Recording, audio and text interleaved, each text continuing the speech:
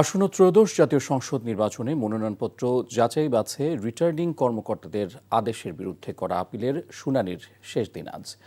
এদিন রাজধানীর আগারগাঁওয়ে নির্বাচন ভবনের অডিটোরিয়ামে শেষ দিনের আপিল শুনানি শুরু হয় সকাল 10টায়, চলবে বিকেল 5টা পর্যন্ত।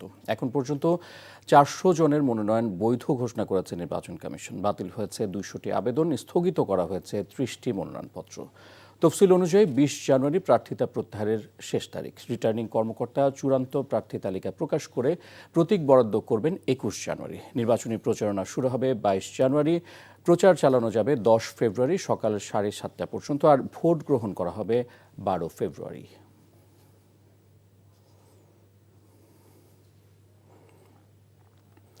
এ বিষয়ে আরও জানতে যাচ্ছি নির্বাচন কমিশন সচিবালয়ে, সেখানে আছেন স্পেশাল করেসপন্ডেন্ট ফাহাদ মোহাম্মদ, সরাসরি যুক্ত হচ্ছেন তিনি। ফাহাদ, আপিল শুনানির আজ শেষ দিন, কি তথ্য আছে আপনার কাছে?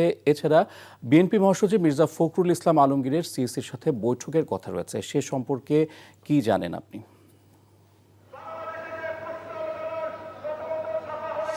ইফতেখার, আপনি জানেন যে আসন্ন ত্রয়োদশ জাতীয় সংসদ নির্বাচনকে সামনে রেখে মনোনয়নপত্র বাছাইয়ে রিটার্নিং কর্মকর্তাদের সিদ্ধান্তের বিরুদ্ধে করা আপিল শুনানির আজকে শেষ দিন। একই সাথে আজকে দ্বৈত নাগরিকত্ব থাকা প্রার্থীরা জাতীয় নির্বাচনে অংশ নিতে পারবেন কিনা সে বিষয়েও একটা সিদ্ধান্ত জানাবে নির্বাচন কমিশন। আজ এই কয়দিনে যেগুলো আপিল হয়েছে, আজ সেই আপিল শুনানি শেষ দিন এবং আগারগাঁও নির্বাচন কমিশনের অডিটোরিয়ামে প্রধান নির্বাচন কমিশনার এম নাসির উদ্দিনের সভাপতিত্বে সকাল 10টায় এই আপিল শুনানি শুরু হয়েছে এবং এটি চলবে বিকাল 5টা পর্যন্ত। এবং আপনি জানেন যে গতকাল আপিল শুনানির 8ম দিনে 112টি আবেদনের শুনানি গ্রহণ করা হয় এবং এতে 45টি আপিল মঞ্জুর করা হয়। এর মধ্যে মনোনয়নপত্র বাতিলের বিরুদ্ধে মঞ্জুর হয়েছে 43টি আবেদন এবং মনোনয়নপত্র গ্রহণের বিরুদ্ধে মঞ্জুর হয়েছে 2টি আবেদন। কমিশন 37টি আপিল নামঞ্জুর করেছে। এর মধ্যে মনোনয়নপত্র বাতিলের বিরুদ্ধে নামঞ্জুর হয়েছে 13টি আবেদন এবং মনোনয়নপত্র গ্রহণের বিরুদ্ধে নামঞ্জুর হয়েছে 24টি আবেদন। এবং আপনি যেটা বলছিলেন যে আজকে বিকাল 5টার দিকে বিএনপি মহাসচিব মির্জা ফখরুল ইসলাম আলমগীর তিনি নির্বাচন কমিশন ভবনে আসবেন এবং আমরা যতটুকু জানতে পেরেছি যে প্রধান নির্বাচন কমিশনার এম নাসির উদ্দিনের সাথে তার একটি বৈঠক হওয়ার কথা রয়েছে। তো এই ছিল এখনকার সর্বশেষ অবস্থা। জানছিলাম প্রার্থীদের আপিল শুনানির খবর। শুক্রবার হযরত শাহজালাল রহমতুল্লাহ আলাইহির মাজার জিয়ারতের পর সিলেট আলিয়া মাদ্রাসা মাঠে জনসভায় যোগ দেবেন। সেখানে সিলেট ও সুনামগঞ্জের দলীয় প্রার্থীদের পরিচয় করিয়ে দেবেন তিনি। ফেরার পথে মৌলভীবাজার ও হবিগঞ্জে আরও 2টি জনসভায় যোগ দেবেন। তারেক রহমানের সিলেট সফরকে সামনে রেখে বিএনপি নেতাকর্মী ছাড়াও সাধারণ মানুষের মধ্যে দেখা গেছে ব্যাপক আগ্রহ। সিলেট থেকে সজল ছত্রীর রিপোর্ট, ছবি তুলেছেন আনিস রহমান। হযরত শাহজালাল ও শাহপরান রহমতুল্লাহ আলাইহির স্মৃতিধন্য সিলেট। নির্বাচনী রাজনীতিতে বিশেষ গুরুত্ব রয়েছে এই অঞ্চলের। বরাবরের মতো সিলেট থেকেই নির্বাচনী প্রচারণা শুরু করতে যাচ্ছে বিএনপি। ব্যতিক্রম হচ্ছে না এবারও।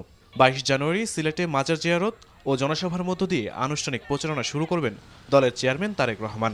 তার আগমনকে কেন্দ্র করে এরই মধ্যে নগরী ছেয়ে গেছে পোস্টারে। স্থানীয়দের মধ্যেও দেখা গেছে ব্যাপক আগ্রহ। ইনশাআল্লাহ আগামী 22 তারিখ আলিয়া মাদ্রাসা মাঠ সহ পুরো সিলেট নগরী বিএনপির ধানের শীষের এবং তারেক রহমানের নগরীতে পরিণত হবে। মার যে জনপ্রিয়তা এই দেশের মানুষে তো প্রমাণ করে দিচ্ছে, উনি দেখছেন এই মর্যাদাটা যদি উনি ভালোভাবে নেন তাহলে অবশ্যই দেশের সরকার গঠন করিয়া দেশের লাগে একটা কিছু করবা। আল্লাহ যদি ওনাকে নির্বাচিত করেন, বিএনপিকে ক্ষমতায় নেন, তাহলে সিলেটের জন্য যেন ওনারা ভালো একটা অবদান রাখেন। সিলেটের আন্তরিকতার অভাব থাকবে না, মানুষের প্রতি ওনার ভালোবাসা এবং সিলেটের উন্নয়নে অনেক ধাপ এগিয়ে যাবে। আমরা জনগণ এবং সাধারণের মানুষ এবং দলীয় নেতাকর্মী খুবই উৎফুল্ল। প্রায় 22 বছর পর সিলেট সফর করছেন তারেক রহমান। সবশেষ 2004 সালে ছাত্রদলের প্রতিনিধি সম্মেলন ও বন্যা পরবর্তী ত্রাণ কার্যক্রমের অংশ নিতে সিলেটে যান তিনি। 22 জানুয়ারি সিলেট নগরীর আলিয়া মাদ্রাসা ময়দানে জনসভা সফল করতে ব্যস্ত সময় পার করছেন নেতাকর্মীরা। তাদের প্রত্যাশা, তারেক রহমানের হাত ধরে নতুন উত্থান হবে জাতীয়তাবাদী রাজনীতির, যার শুরুটা হবে সিলেট থেকেই। দীর্ঘ 1.5 দশকের আন্দোলনের পরে জনাব তারেক রহমান এই পবিত্র মাটি সিলেটের থেকেই উনি মাজার জিয়ারতের মাধ্যমে নির্বাচনী কার্যক্রম শুরু করবেন, যেটি দেশনেত্রী বেগম খালেদা জিয়া করেছিলেন। এই জনসভার মধ্য দিয়ে ভবিষ্যৎ বাংলাদেশ বিনির্মাণের যে পরিকল্পনাগুলো আছে সেটি জনাব তারেক রহমান আমাদের সিলেটিদের উদ্দেশ্যে বলবেন। তিনি 21 তারিখ রাতে সিলেটে আসবেন এবং রাত্রি যাপন করবেন। পরের দিন তিনি সিলেট আলিয়া মাদ্রাসা ময়দানে 11 ঘটিকার সময় আমাদের সিলেট এবং সুনামগঞ্জের জাতীয় সংসদে দলীয় প্রার্থী যারা তারা সহ আমরা একটি বিশাল সমাবেশের আয়োজন করেছি। সেই সমাবেশে তিনি বক্তব্য রাখবেন। সিলেটে শুক্রবার সকালের জনসভা শেষে সড়কপথে ঢাকায় ফিরবেন তারেক রহমান। পথে মৌলভীবাজারের শেরপুর এবং হবিগঞ্জের শায়েস্তাগঞ্জে যোগ দেবেন আরও দুটি নির্বাচনী জনসভায়। NTV news desk. স্বরাষ্ট্র উপদেষ্টা জাহাঙ্গীর আলম চৌধুরী বলেছেন, পুলিশ কোনো রাজনৈতিক দলের রক্ষক নয়, তারা জনগণের করের টাকায় পরিচালিত রাষ্ট্রের কর্মচারী। পুলিশ বাহিনীর মূল দায়িত্ব হলো জনগণের সেবা করা এবং আইনের শাসন নিশ্চিত করা। সকালে রাজশাহীর সারদায় বাংলাদেশ পুলিশ একাডেমিতে সহকারী পুলিশ সুপারদের সমাপনী কুচকাওয়াজ অনুষ্ঠানে প্রধান অতিথির বক্তব্যে তিনি কথা বলেন। শতভাগ নিরপেক্ষতা সঙ্গে দায়িত্ব পালন করতে হবে। কোনো প্রার্থী বা এজেন্টের নিকট হতে কোনো প্রকার অনৈতিক বা অবৈধ আর্থিক সুবিধা গ্রহণ করবেন না। কেন্দ্রে কোনো প্রকার অনিয়ম বা বিশৃঙ্খলা সৃষ্টি হলে রিটার্নিং অফিসার, সহকারী রিটার্নিং অফিসার, প্রিজাইডিং অফিসারের পরামর্শ মোতাবেক তা শক্ত হাতে দমন করতে হবে। কথা ছিল 1.5 বছরে সেতুর নির্মাণ কাজ শেষ করে তা জনগণের ব্যবহারের জন্য উন্মুক্ত করে দেওয়া হবে, কিন্তু নির্মাণ শুরুর প্রায় 7 বছর হতে চললেও কাজ হয়েছে মাত্র 23 ভাগ। বলছিলাম নড়াইলের নবগঙ্গা নদীর উপরে বারুইপাড়া সেতুর নির্মাণ কাজের কথা। ফলে বরাবরের মতো ঝুঁকি নিয়ে খেয়া পারাপার হতে হয় সেখানকার লাখো মানুষের। তবে নদীর গ্রেড পরিবর্তন ও নকশা জটিলতায় বাজেট বেড়ে যাওয়াকে অজুহাত হিসেবে মানছে সড়ক ও জনপথ বিভাগ। নড়াইল থেকে এম মুনির চৌধুরীর পাঠানো রিপোর্ট। 2018 সালের মার্চে নড়াইল কালিয়া সড়কের নবগঙ্গা নদীর উপর প্রায় 652 মিটার দৈর্ঘ্যের সেতুর নির্মাণ কাজ শুরু হয়। সড়ক ও জনপথ বিভাগের এই প্রকল্পটি 65 কোটি টাকা চুক্তি মূল্যে কাজ নেয় ঠিকাদারি প্রতিষ্ঠান মেসেজ জামিল ইকবাল অ্যান্ড মঈনুদ্দিন বাসী। 2019 সালের জুনে সেতুটির নির্মাণ কাজ শেষ হওয়ার কথা ছিল, অথচ সেতুটির দৃশ্যমান অগ্রগতি নেই। সেতুর নির্মাণ কাজ শেষ না হওয়ায় এখনও ঝুঁকি নিয়ে চলাচল করতে হচ্ছে দুই পারের লক্ষ লক্ষ মানুষের। ব্যবসা ক্ষেত্রে যাতায়াতের জন্য আমাকে তো অসুবিধে, আমরা পার হতে পারি না, সময় মতন আসতে পারি না। রোগীর তো বেহাল দশা হবেই, সাথে মনে করেন যে মৃত্যু ঝুঁকিও বাড়ে। 2-3টা কলেজ আছে, হাই স্কুল আছে, গার্লস স্কুল আছে, প্রাইমারি স্কুল আছে, কেজি স্কুল আছে। যাওয়া আসা পরীক্ষার সময় বিশাল ক্ষতির সম্মুখীন হয়, কারণ টাইমলি পার হতে পার না। সড়ক ও জনপথ বিভাগ জানিয়েছে, সেতুর নির্মাণ কাজ চলাকালে বালঘেটের ধাক্কায় সেতুর পিলার ক্ষতিগ্রস্ত হয়। তাই বিআইডব্লিউটিএ নবগঙ্গা নদীকে সি থেকে বি গ্রেডে পরিবর্তন করে। ফলে সেতুর নকশা পরিবর্তন ও ব্যয় বৃদ্ধি পেয়েছে। 65 কোটি টাকা থেকে ব্যয় বেড়ে দাঁড়িয়েছে 135 কোটিতে। নকশা পরিবর্তন ও মালামালের দাম বৃদ্ধির অজুহাত সড়ক ও জনপথ বিভাগের। কাজটি বর্তমানে চলমান রয়েছে, যেহেতু বিদেশ থেকে মালামাল আমদানি করতে হয়, ডলার সংকট এবং বর্তমান কিছুদিন আগে যে পরিস্থিতি খারাপ ছিল, এখানে একটু ডিলে হয়েছে জাস্ট। তো ঠিকাদার অলরেডি মালামাল দেশে নিয়ে আসতে পারছে। তো আশা করি যে আমাদের নির্ধারিত টাইমেই কাজটি শেষ হবে। আর কত অপেক্ষার পর বারুইপাড়া সেতুর নির্মাণ কাজ শেষ হবে, সেতু নির্মাণের সুফল পাবে তারা, এমন নিত্যকার প্রশ্ন স্থানীয়দের। NTV news desk. জাতীয় জীবনে আগামী নির্বাচন খুবই গুরুত্বপূর্ণ উল্লেখ করে বিএনপি চেয়ারম্যান তারেক রহমান বলেছেন, জুলাই গণঅভ্যুত্থান ছিল সার্বভৌমত্ব রক্ষার আন্দোলন। শেখ হাসিনাকে তাড়ানোর কৃতিত্ব কারো একার নয়, তা ছিল গণ আন্দোলন। সেই আন্দোলনের ফসল ঘরে তুলতে দরকার একটি গ্রহণযোগ্য ও সুষ্ঠু নির্বাচন। গণতান্ত্রিক বাংলাদেশ নির্মাণ ব্যর্থ হলে জুলাইয়ের মতো শোকগাথা চলতেই থাকবে। সকালে রাজধানীর কৃষিবিদ ইনস্টিটিউট মিলনায়তনে গণঅভ্যুত্থানে শহীদ ও আহত পরিবারের সাথে মতবিনিময় সভায় এসব মন্তব্য করেন বিএনপি চেয়ারম্যান। আরও জানাচ্ছেন ওবায়দুল্লাহ মামুন। দীর্ঘ 16 বছরে দমনপীড়ন, একতরফা নির্বাচন, দেশের সম্পদ লুট করে বিদেশে পাচার, সাংবিধানিক প্রতিষ্ঠান ধ্বংসের প্রতিবাদে শেখ হাসিনার বিরুদ্ধে ফুঁসে ওঠে মানুষ। সেই জুলাই যোদ্ধাদের চিকিৎসা ও শহীদদের হত্যার বিচার করতে সম্পূর্ণভাবে ব্যর্থ হয়েছে অন্তর্বর্তী সরকার। আহত ও শহীদ পরিবারের শত অভিযোগের কথা শোনেন বিএনপি চেয়ারম্যান তারেক রহমান। আমি এতটুকু বিশ্বাস করি, বিএনপি ক্ষমতা গেলে ইনশাল্লাহ আমাদের পাশে দাঁড়াবে, আমাদের সন্তানদের বিচার ওনাদের প্রায়োরিটির প্রথম পর্যায়ে থাকবে। অনেকে কথা বলতে সুযোগ পাননি, তাদের সাথে তারেক রহমান নিজেই আসন ছেড়ে স্টেজের সামনে এসে তাদের কথা শোনেন। এ সময় আবেগঘন পরিবেশ তৈরি হয় পুরো অনুষ্ঠান স্থলে।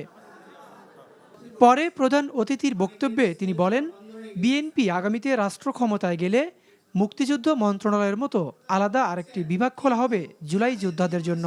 24-এ যে যোদ্ধারা যুদ্ধ করেছেন তারা স্বাধীনতা সার্বভৌমত্ব রক্ষার যুদ্ধ করেছেন। স্বাধীনতা সার্বভৌমত্ব অর্জিত হয়েছিল 71 সালে, তাকেই আবার রক্ষা করা হয়েছে 2024 সালে। সেজন্যই মুক্তিযোদ্ধা মন্ত্রণালয়ের মধ্যে আমরা আরেকটি ডিপার্টমেন্ট তৈরি করব, যাদের দায়িত্ব হবে এই মানুষগুলোর দেখভাল করা। এছাড়া ত্রয়োদশ জাতীয় সংসদ নির্বাচন অত্যন্ত গুরুত্বপূর্ণ উল্লেখ করে তিনি বলেন, জুলাইয়ের ন্যায় আর শোক গাথা নয়, ভবিষ্যতে দেশের মানুষ বিজয় গাথা তৈরি করতে চায়। একটি নিরাপদ গণতান্ত্রিক বাংলাদেশ প্রতিষ্ঠার জন্য আগামী জাতীয় নির্বাচন অত্যন্ত অত্যন্ত এবং অত্যন্ত গুরুত্বপূর্ণ। আমরা যদি একটি নিরাপদ গণতান্ত্রিক বাংলাদেশ প্রতিষ্ঠা করতে ব্যর্থ হই আগামী দিনে, তাহলে এইভাবেই আমাদেরকে শোক সমাবেশ আর শোকগাথা চলতে থাকবে। আর শোকগাথা বা শোক সমাবেশ নয়, বরং আসুন গণতান্ত্রিক আমি মানুষ আগামীর বাংলাদেশে গণতন্ত্রের বিজয় গাথা রচনা করবে ইনশাল্লাহ। আগামী নির্বাচন নিয়ে ষড়যন্ত্র থেমে নেই উল্লেখ করে তা মোকাবেলায় জুলাই যোদ্ধা ও সাধারণ জনগণকে সজাগ থাকার আহ্বান জানান BNP chairman. Obaidullah Mamun, NTV news, Dhaka. আসন্ন ত্রয়োদশ জাতীয় সংসদ নির্বাচনের রিটার্নিং কর্মকর্তাদের সিদ্ধান্তের বিরুদ্ধে আপিল শুনানির শেষ দিন আজ। একই সঙ্গে দ্বৈত নাগরিকত্ব থাকা প্রার্থীরা জাতীয় নির্বাচনে অংশ নিতে পারবেন কিনা সে বিষয়ে গুরুত্বপূর্ণ সিদ্ধান্ত জানাবে নির্বাচন কমিশন। শুনানির প্রথমার্ধে 35টি আপিলের শুনানি হয়েছে। এর মধ্যে বৈধতা পেয়েছেন 10 জন ও নামঞ্জুর হয়েছে 18টি মনোনয়ন। এদিকে বিভিন্ন দাবিতে নির্বাচন ভবন ঘেরাও কর্মসূচি পালন করছে জাতীয়তাবাদী ছাত্রদল। আরও জানাচ্ছেন ফাহাদ মুহাম্মদ। তফসিল অনুযায়ী নির্বাচন কমিশনে আপিল শুনানির আজই শেষ দিন। সকাল থেকে আগারগাঁওয়ের নির্বাচন ভবনে ভিড় করেন প্রার্থীরা। গত 8 দিনে 4 শতাধিক প্রার্থী তাদের বৈধতা ফিরে পেলেও আজই নির্ধারিত হবে বাকিদের নির্বাচনী ভাগ্য। রোববার 611 থেকে 645 নম্বর পর্যন্ত নতুন আপিল এবং গত কয়েকদিন রায়ের অপেক্ষায় থাকা আবেদনগুলোর শুনানি শুরু হয়। টাঙ্গাইল 4 আসনের স্বতন্ত্র প্রার্থী আব্দুল লতিফ সিদ্দিকীর মনোনয়ন বৈধতা ঘোষণা করেছে কমিশন। তার প্রার্থিতা বাতিলের দাবিতে জাতীয় পার্টির মোহাম্মদ লিয়াকত আলীর করা আপিল আবেদনটি শুনানি শেষে খারিজ করে দেয় কমিশন। এদিকে মনোনয়ন বাতিল হওয়ায় ক্ষোভ প্রকাশ করেন অন্যান্য প্রার্থীরা। 188 ধারা ফৌজদারি কার্যবিধির ম্যাজিস্ট্রেট বিদেশে কোনো ঘটনা ঘটলে মামলা আমলে নিতে পারে না। আমলে নিতে হলে স্বরাষ্ট্র মন্ত্রণালয়ের অনুমোদন লাগবে। এই কথা শোনার পর নির্বাচন কমিশন বললেন যে আপনার মনোনয়ন বৈধতা আছে। আমরা বলেছি এই যোগদানটা ছিল শুধুমাত্র তার রায়ের এবং তার চাকরিকালীন বেনিফিট নেওয়ার জন্যে। তিনি সশরীরে চাকরি করেননি এবং আজ পর্যন্ত তিনি কোনো আর্থিক সুবিধা নেননি। এমনকি আমাদের যে মেডিকেল বিশ্ববিদ্যালয় সেখান থেকে কর্তৃপক্ষ একটা লিখিত দিয়ে বলেছেন যে তিনি অদ্যাবধি কোনো আর্থিক সুবিধা নেননি। শেরপুর 2 আর একটা টাঙ্গাইল 7, একটা নামঞ্জুর হয়েছে আর একটা অ্যাপ্লিকেশন নামঞ্জুর। এদিকে পোস্টাল ব্যালট নিয়ে পক্ষপাতের অভিযোগ সহ নানা দাবিতে ইসির সামনে অবস্থান কর্মসূচি পালন করছে ছাত্রদলের নেতাকর্মীরা। ছাত্রদলের সাধারণ সম্পাদক নাসির উদ্দিন নাসির জানান, আগামী জাতীয় নির্বাচন সামনে রেখে একটি শ্রেণী দেশে খারাপ পরিস্থিতি তৈরির অপচেষ্টা করছে। বেশ কয়েকটি রাজনৈতিক দল তারা নানাবিধ মব ক্রিয়েট করে উদ্দেশ্যহীনভাবে তারা কিন্তু এখানে এসে এই ভবন ঘেরাও করেছে। নির্বাচন কমিশনের নিরপেক্ষতা নিয়ে জনমনে প্রশ্ন তৈরি হয়েছে।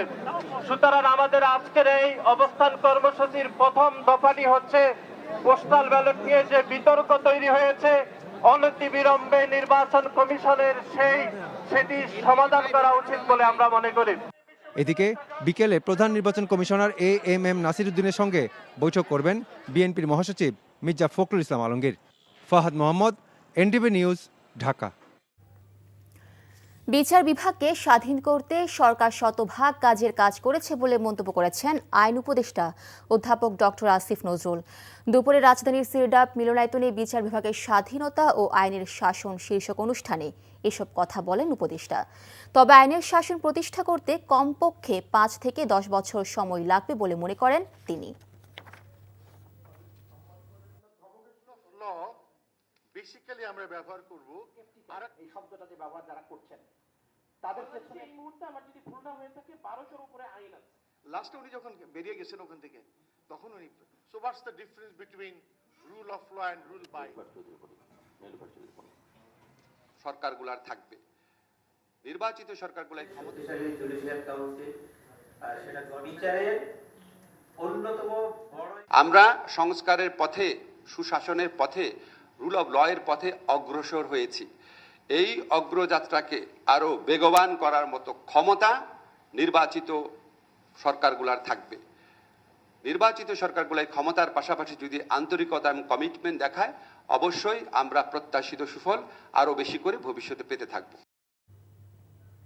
Sylhet MAG Usmani medical college হাসপাতালে চিকিৎসকদের নিরাপত্তা সহ 8 দফা দাবি দিয়েছে ইন্টার্ন চিকিৎসকরা। 38 ঘন্টা ধরে চলছে তাদের কর্মবিরতি। দাবি পূরণ হলে আগামীকাল সকাল থেকে কাজে যোগ দেবেন আন্দোলনকারী চিকিৎসকরা।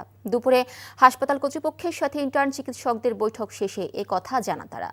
এর আগে সকাল থেকে কর্মবিরতি পালন করছে হাসপাতালের ইন্টার্ন চিকিৎসকরা। এতে ব্যাহত হচ্ছে হাসপাতালের চিকিৎসা সেবাও। শুক্রবার রাতে হাসপাতালে বাকবিতণ্ডার জেরে এক নারী ইন্টার্ন চিকিৎসককে হেনস্থা করেন রোগীর স্বজনরা। পরে ইন্টার্ন চিকিৎসকরা মিলে স্বামী স্ত্রী সহ 3 জনকে আটক করে মারধরের পর পুলিশে হস্তান্তর করে। এই বিষয়ে কোতোয়ালি থানায় সাধারণ ডায়েরি করেছে হাসপাতাল প্রশাসন।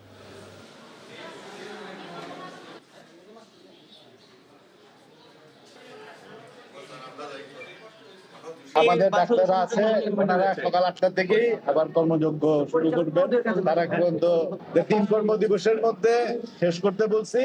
যদি কোনো প্রেক্ষাপটে আরো গভীরতায় যাওয়ার বিষয় থাকে তাহলে পারমিশন নিয়ে আমাদের কাজের পরিবেশকে আরো উন্নয়ন করা এবং আমাদের কর্মক্ষেত্রে যে নিরাপত্তার ইস্যুটা ছিল, এই ইস্যুতে স্যার বলছেন কাজ করবেন। এখন ইনশাল্লাহ আগামীকাল সকাল থেকে আমরা আমাদের কর্মবিরতি প্রত্যাহার করে সমস্ত ইন্টার্ন, হসপিটালের সমস্ত ইন্টার্ন আমরা কাজে যোগদান করব। বস্ত্র খাতকে শক্তিশালী করার উদ্যোগে 10 থেকে 30 কাউন্ট তোলার সুতা আমদানির ক্ষেত্রে বন্ডেড সুবিধা বাতিলের সিদ্ধান্ত নিয়েছে সরকার। এই পদক্ষেপের মূল উদ্দেশ্য স্থানীয় সুতা উৎপাদকদের রক্ষা করা এবং বস্ত্র খাতে মূল্য সংযোজন বাড়ানো। বাণিজ্য মন্ত্রণালয়ের এক চিঠিতে জাতীয় রাজস্ব বোর্ডকে ব্যবস্থা কার্যকর করার নির্দেশ দেওয়া হয়েছে। কাস্টমস কর্তৃপক্ষকেও বলা হয়েছে আমদানি বিলের এন্ট্রিতে তোলার কাউন্ট স্পষ্টভাবে উল্লেখ করতে হবে। দেশের রপ্তানি আয়ের প্রায় 84% আসে বস্ত্র ও পোশাক খাত থেকে, যার মধ্যে নিট পোশাকের অংশই প্রায় 55%। ত্রয়োদশ জাতীয় নির্বাচনের সার্বিক বিষয় জানতে নাটোরের পুলিশ সুপার ও জেলা প্রশাসকের সাথে মতবিনিময় করেছেন ইউরোপীয় ইউনিয়নের পর্যবেক্ষক দল। টিম লিডার ইকার্টের নেতৃত্বে দুপুরে ইউরোপীয় ইউনিয়নের 4 সদস্যের প্রতিনিধি দল প্রথমে নাটোরের পুলিশ সুপার আব্দুল ওয়াহাবের সাথে বৈঠক করেন। পরে তারা জেলা প্রশাসক আসমা শাহিনের সাথে রুদ্ধদ্বার বৈঠক করেন। আলোচনার বিষয়ে বিস্তারিত ব্যাখ্যা করেননি প্রতিনিধিরা, তবে নির্বাচন পূর্ব আইনশৃঙ্খলা পরিস্থিতি নিয়ে সন্তোষ প্রকাশ করেন প্রতিনিধিরা। জুলাই গণঅভ্যুত্থানের পর প্রত্যাশিত কোনো সংস্কার হয়নি বলে অভিযোগ করেছেন জাতীয় নাগরিক পার্টি এনসিপির সদস্য সচিব আখতার হোসেন। সকালে রংপুরের পীরগঞ্জের বাবুনপুরে শহীদ আবু সাইদের কবর জিয়ারত শেষে গণভোটে হ্যাঁ প্রচারণায় অংশ নিয়ে এসব কথা বলেন তিনি। নির্বাচন ভবনের সামনে প্রার্থীদের মারধর করা হচ্ছে, সেখানে কমিশন কোনো ধরনের ভূমিকা পালন করছে না বলে অভিযোগ করেন তিনি। আইনশৃঙ্খলা পরিস্থিতি নিয়েও কথা বলেন আখতার। সংস্কার প্রত্যাশা করেছিলাম, নতুন বন্দোবস্ত প্রত্যাশা করেছিলাম, সেই লক্ষ্যমাত্রা আমরা অর্জন করতে পারিনি। কিন্তু ঐক্যমত্য কমিশনের আলোচনার মধ্য দিয়ে সংস্কারের পক্ষে যতটুকু অর্জন, সে অর্জনকেও যেন আমরা হাতছাড়া না করি এবং সেই অর্জনকে যেন কেউ ধূলিসাৎ করতে না পারে, সে কারণেই জাতীয় ছাত্রশক্তি গণভোটের জন্য তাদের হ্যাঁ ক্যাম্পেইন শুরু করেছে। এদিকে তারেক রহমানের চট্টগ্রাম সফরকে ঘিরে প্রস্তুতি শুরু করেছে মহানগর বিএনপি। আগামী 25শে জানুয়ারি চট্টগ্রামের পোলো গ্রাউন্ড ময়দানে জনসভায় ভাষণ দেবার কথা রয়েছে বিএনপি চেয়ারম্যান তারেক রহমানের। সকালে চট্টগ্রাম পোলো গ্রাউন্ড মাঠ পরিদর্শন করেছেন city mayor doctor Shahadat Hossain. 21 বছর পর বিএনপির চেয়ারম্যান তারেক রহমান চট্টগ্রামে যাচ্ছেন। এ উপলক্ষে নানা প্রস্তুতি নিচ্ছে চট্টগ্রাম বিএনপি। জাল সনদ দিয়ে রংপুর বেগম রোকেয়া বিশ্ববিদ্যালয়ে চাকরি করা বেশ কয়েকজন কর্মকর্তা কর্মচারীর বিরুদ্ধে ওঠা অভিযোগের তদন্তে নেমেছে দুদক। দুপুরে বিশ্ববিদ্যালয় প্রশাসনিক ভবনের সংশ্লিষ্ট দপ্তরগুলোতে অভিযান পরিচালনা করেন দুদকের সহকারী পরিচালক বেলাল হোসেনের নেতৃত্বে একটি প্রতিনিধি দল।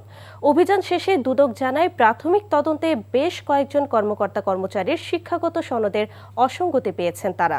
ইতোমধ্যে ইরিনা নাহার নামে এক শারীরিক প্রশিক্ষককেও এই অভিযোগে সাময়িক বরখাস্ত করা হয়েছে। তবে জাল সনদগুলো সংগ্রহের কাজ প্রক্রিয়াধীন রয়েছে বলে জানায় দুদক। গণভোট ও ত্রয়োদশ জাতীয় সংসদ নির্বাচনে ভোটারদের উদ্বুদ্ধ করতে রাজশাহীতে ভোটের গাড়ির প্রচারণা কার্যক্রম অনুষ্ঠিত হয়েছে। দুপুরে রাজশাহী কলেজ মাঠে গণভোটের প্রচারণা কার্যক্রম অনুষ্ঠানে প্রধান অতিথি ছিলেন স্বাস্থ্য ও পরিবার কল্যাণ মন্ত্রণালয়ের উপদেষ্টা নূরজাহান বেগম। বলেন, বৈষম্য নিরসনে ও নারীদের এগিয়ে নিতে হ্যাঁ এর পক্ষে ভোট দিতে সবাইকে বলেন তিনি। এছাড়া সংসদীয় ভোটের ক্ষেত্রেও প্রশাসনকে শতভাগ নিরপেক্ষ থাকার আহ্বান জানান স্বাস্থ্য উপদেষ্টা। রাজবাড়ীতে পেট্রোল পাম্প কর্মী রিপন সাহাকে গাড়ি চাপা দিয়ে হত্যার ঘটনায় অভিযুক্তদের ফাঁসির দাবিতে মানববন্ধন করেছে ব্যবসায়ী সহ এলাকাবাসী। সকালে গোয়ালন্দ মোড় অনুষ্ঠিত মানববন্ধনে বক্তারা রিপন সাহা হত্যাকারী জেলা যুবদলের সাবেক সভাপতি আবুল হাশেম সুজন ও গাড়ি চালক কামাল হোসেনের ফাঁসির দাবি জানান। এদিকে গ্রেফতার আবুল হাশেম সুজন যুবদলের কেউ না, এমনকি বিএনপির কোনো সদস্য পদও নেই তার। সকালে রাজবাড়ীতে সংবাদ সম্মেলনে এ দাবি জানায় জেলা যুবদল। সাবেক প্রধানমন্ত্রী বেগম খালেদা জিয়ার রুহের মাগফিরাত কামনায় বগুড়া ও খুলনায় দোয়া মাহফিল অনুষ্ঠিত হয়েছে। বগুড়ার গাবতলীতে বেগম খালেদা জিয়ার রুহের মাগফিরাত কামনায় দোয়া মাহফিল অনুষ্ঠিত হয়। প্রধান অতিথি হিসেবে উপস্থিত ছিলেন সাবেক এমপি ও চেয়ারপারসনের উপদেষ্টা হেলালুজ্জামান তালুকদার লালু। এদিকে সাবেক প্রধানমন্ত্রী বেগম খালেদা জিয়ার রুহের মাগফিরাত কামনা করে খুলনা দৌলতপুর মধ্যডাঙ্গা গ্রামবাসীর পক্ষ হতে দোয়া মাহফিল অনুষ্ঠিত হয়েছে। উপস্থিত ছিলেন খুলনা ৩ আসনের বিএনপি প্রার্থী রকিবুল ইসলাম বকুল। পাহাড়ি অঞ্চলের ভৌগোলিক দুর্গমতার কারণে উপজেলা কেন্দ্রে আবাসিক স্কুল গড়ে তোলা হবে বলে জানিয়েছেন প্রাথমিক ও গণশিক্ষা মন্ত্রণালয়ের উপদেষ্টা অধ্যাপক ডক্টর বিধান রঞ্জন দায় পোদ্দার। পাহাড়ি অঞ্চলের ভৌগোলিক দুর্গমতা, স্কুলে যাতায়াতের সমস্যা, দারিদ্র্যকে প্রাথমিক শিক্ষার প্রধান অন্তরায় হিসেবে উল্লেখ করে গণশিক্ষা বলেন, এসব সমস্যা সমাধানে উপজেলা কেন্দ্রে আবাসিক স্কুল গড়ে তোলা হবে। দুপুরে খাগড়াছড়িতে প্রাথমিক শিক্ষার গুণগত মান উন্নয়নে মতবিনিময় সভায় তিনি একথা বলেন। বিএনপি চেয়ারম্যান তারেক রহমানের কন্যা ব্যারিস্টার জায়মা রহমান বলেছেন, মতের ভিন্নতা থাকলেও দেশ এবং জনগণের কথা ভেবে একসঙ্গে বসে আলোচনা করাই গণতন্ত্রের সৌন্দর্য। তাই দেশের জন্য কিছু করার আন্তরিকতা সবার মধ্যে থাকা উচিত। রাজধানীতে অনুষ্ঠিত নারীর ক্ষমতায়নে পলিসি ডায়ালগ অনুষ্ঠানে এসব কথা বলেন তিনি। আরাফাত ইসলামের রিপোর্ট। দেশের মোট জনসংখ্যার অর্ধেক নারী হলেও নানা ক্ষেত্রে পুরুষের তুলনায় এখনও পিছিয়ে রয়েছে নারীরা।